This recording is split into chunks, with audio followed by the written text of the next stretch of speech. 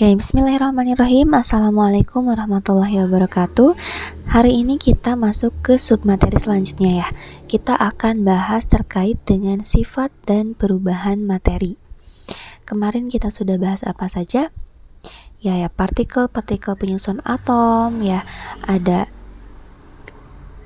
elektron, proton, dan neutron. Kemudian kita sudah bahas ikatan ion dan ikatan kovalen. Sekarang kita masuk ke sifat dan perubahan materi. Yang akan kita bahas di submateri kali ini yaitu berkaitan dengan sifat fisika dan kimia, kemudian perubahan fisika dan kimia dari suatu zat atau materi. Oke, kita masuk ke yang pertama terkait dengan sifat fisika. Sifat fisika ini berkaitan dengan fisik dari suatu zat ya, atau penampilan dari suatu zat. Sifat fisika yang pertama itu berkaitan dengan wujud zat. Wujud zat yang kita tahu ada 3 ya. Ada padatan, cairan, dan gas. Kita sudah tahu ya, setiap zat itu tersusun dari partikel-partikel terkecilnya. Nah, pada padatan, partikelnya itu tersusun rapat dan rapih gitu ya, tidak berpindah. Jadi, bentuk dan volumenya itu akan tetap. Sedangkan pada cairan, partikelnya tersusun rapat, tapi dapat bergerak. Lebih bebas bergerak dari yang padatan.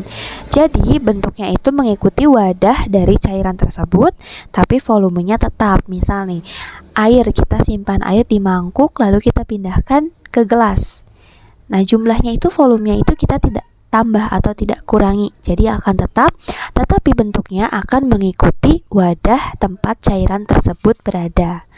Sedangkan pada wujud gas, partikelnya itu lebih bebas bergerak dan renggang.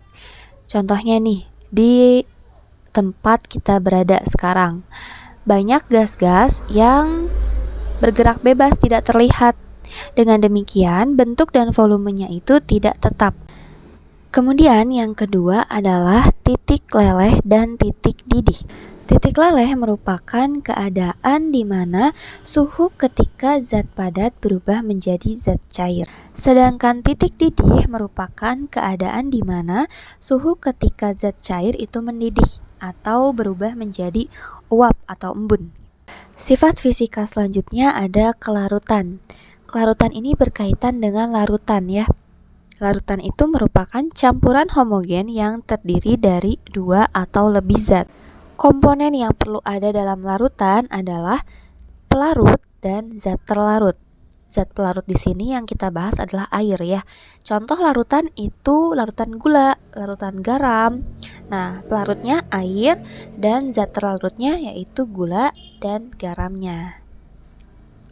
Kelarutan itu sendiri merupakan jumlah maksimum zat yang dapat larut dalam sejumlah tertentu pelarut. Kelarutan itu sendiri bisa lebih cepat atau bisa dipercepat dengan adanya pemanasan. Jadi misalnya kita melarutkan gula dalam air yang panas. Nah, kelarutannya atau melarutkan gula dalam air panas itu akan lebih cepat daripada dengan air biasa. Oke, selanjutnya ada kerapatan. Kerapatan ini maksudnya massa jenis ya. Massa jenis itu berkaitan dengan apa? Iya, dengan volume dan massa ya. Kita bisa tuliskan perumusannya yaitu kerapatan atau massa jenis sama dengan massa zat per volume zat. Simbolnya itu Rho ya, dibacanya Rho sama dengan M per V. Oke, kemudian ada kekerasan.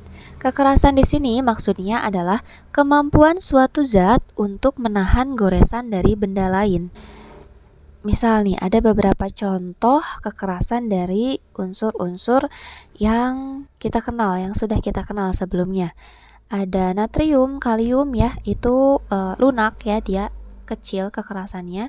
Kemudian ada yang paling keras di sini baja, sekitar 4 sampai 4,5.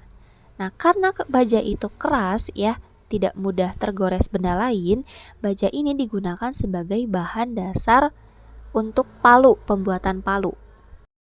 Selanjutnya ada kelenturan atau elastisitas. Kelenturan suatu zat adalah kemampuan suatu zat untuk kembali ke bentuk atau ukuran semula setelah direnggangkan atau ditekan. Jadi kebalikan dari kekerasan tadi ya.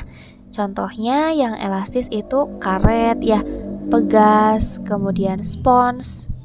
Ketika kita tekan atau ketika kita tarik gitu ya, kita renggangkan, mereka akan kembali ke bentuk semula. Selanjutnya ada daya hantar listrik atau konduktivitas. Daya hantar listrik ini berkaitan dengan istilah konduktor dan isolator. Konduktor itu merupakan zat yang dapat menghantarkan listrik, sedangkan isolator zat yang tidak dapat menghantarkan listrik. Contoh konduktor ada logam-logam ya, misal logam besi, aluminium, emas, perak, dan lain-lain. Sedangkan isolator contohnya plastik ya, karet, kayu, dan lain-lain. Oke, nah kita sudah bahas sifat fisika ya, tadi berkaitan dengan keadaan suatu zat saja gitu tanpa adanya zat baru. Sekarang sifat kimia itu berkaitan dengan perubahan kimia. Perubahan kimia itu sendiri yaitu pembentukan zat baru. Jadi sifat kimia itu pasti nantinya akan berhubungan dengan pembentukan zat baru. Oke, jadi langsung saja kita bahas ke perubahan materi ya. Perubahan fisika yang pertama nih. Perubahan fisika cirinya apa tadi? Tidak menghasilkan zat baru ya, hanya mengubah sifat fisiknya saja. Materi atau zatnya itu tidak berubah. Oke, perubahan fisika yang pertama ada perubahan wujud. Pasti berkaitan dengan wujud ya. Tadi kan kita sudah tahu ada wujud padat, cair, dan gas. Nah, ini perubahannya nih. Kan perubahan fisika itu tidak menambah zat baru ya, tidak menghasilkan zat baru, hanya merubah sifat fisiknya saja. Contohnya nih, air saja. Air tadinya cairan, kita masukkan ke freezer, jadi beku ya, padat, berubah wujudnya aja jadi padat. Kemudian padatan itu kita panaskan jadi cair ya, cair kembali, berubah wujudnya saja, kemudian lama-lama akan menguap ya jadi gas. Nah, itu perubahan fisika masuknya, karena air ya tetap air, tapi hanya berubah wujudnya saja. Oke, untuk perubahan wujud lainnya bisa dilihat di gambar ya, di layar. Kemudian perubahan fisika yang kedua ada perubahan bentuk. Nah, pada perubahan bentuk yang berubah adalah hanya bentuknya saja gitu ya, zatnya tidak berubah. Salah satu contohnya adalah pembuatan patung nih. Patung awalnya kan dari bongkahan batu ya, kemudian dipahat menjadilah karya gitu ya, sebuah patung yang dalam berbagai bentuk. Itu hanya berubah bentuknya saja, bukan menghasilkan zat baru. Kemudian ada perubahan ukuran. Masih sama ya seperti sifat fisika yang lainnya, tidak menghasilkan zat baru. Di sini yang berubah hanyalah ukurannya saja. Salah satu contohnya ini pembuatan tepung beras. Awalnya kan beras masih butiran-butiran, kemudian ditumbuk, lama-lama jadi beras yang halus atau kita kenal dengan tepung beras ya. Itu masuknya ke sifat fisika, hanya berubah ukurannya saja tanpa menghasilkan zat baru. Kemudian ada pelarutan. Pelarutan di sini maksudnya penambahan air gitu ya, dilarutkan dalam air. Contohnya lagi-lagi gula dan garam ya. Pelarutan gula dan pelarutan garam. Nah, sifat asli dari gula dan garamnya itu tidak akan hilang. Larutan gula tetap ada rasa manis dari gula ya, larutan garam juga tetap ada rasa asin dari garamnya. Jadi tidak menghasilkan zat baru, masuknya ke sifat fisika. Oke, itulah contoh-contoh dari perubahan fisika ya. Sudah terlihat dari perubahan fisika tersebut tidak ada zat baru ya, hanya berubah sifat fisik atau keadaan fisik dari zatnya saja. Selanjutnya perubahan kimia. Perubahan kimia itu pasti membentuk zat baru. Yang pertama, yang termasuk perubahan kimia adalah reaksi pembakaran. Pembakaran di sini maksudnya adalah suatu zat itu akan bereaksi dengan O2 ya, atau oksigen. Salah satu contohnya yang terdekat dengan kita yaitu pembakaran sampah. Nah, pembakaran sampah itu akan menghasilkan apa? Abu ya, kemudian gas-gas seperti karbon dioksida. Nah, abu dan gas karbon dioksida tersebut adalah zat baru yang dihasilkan dari pembakaran sampah. Jadi termasuk ke perubahan kimia. Perubahan kimia selanjutnya ada perkaratan. Perkaratan di sini yang sering kita temui karat pada besi ya, paku. Nah, karat ini yaitu reaksi kimia antara logam dengan gas oksigen dan uap air karena adanya kelembaban ya, dan udara. Nah, reaksinya itu seperti ini. Paku atau besi itu akan bereaksi dengan oksigen dan lembab gitu ya. Lembab itu mengandung uap air, pasti akan membentuk karat. Nah, karat di sini itu logam yang sudah mengikat air dan oksida gitu ya, dari oksigen. Jadilah oksida besi Fe2O3 yang mengikat air.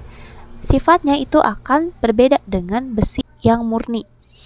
Sifat karat atau besi yang sudah mengikat air itu akan rapuh dan mudah runtuh. Perubahan kimia selanjutnya ada pembusukan. Pembusukan merupakan reaksi kimia yang diakibatkan oleh mikroorganisme. Salah satu contoh yang terdekat dengan kehidupan kita yaitu pembusukan pada nasi. Nah, nasi nih misalnya, sudah lama seharian misal, kemudian pasti akan ada lendir. Nah, itu terjadi karena adanya mikroorganisme.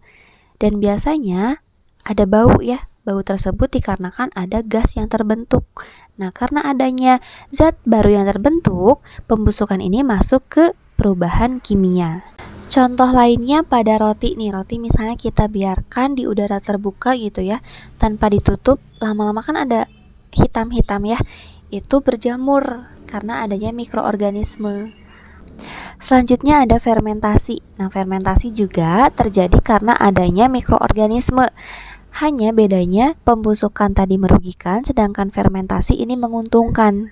Salah satu contohnya adalah yang kemarin kalian sudah lakukan nih, membuat tempe ya, yogurt, keju, dan lain-lain. Nah, pembuatan tempe itu karena adanya mikroorganisme apa? Rhizopus olgosporus. Kemudian yogurt itu karena adanya mikroorganisme Lactobacillus bulgaricus, sedangkan keju karena adanya Streptococcus thermophilus atau mikroorganisme Lactobacillus bulgaricus juga.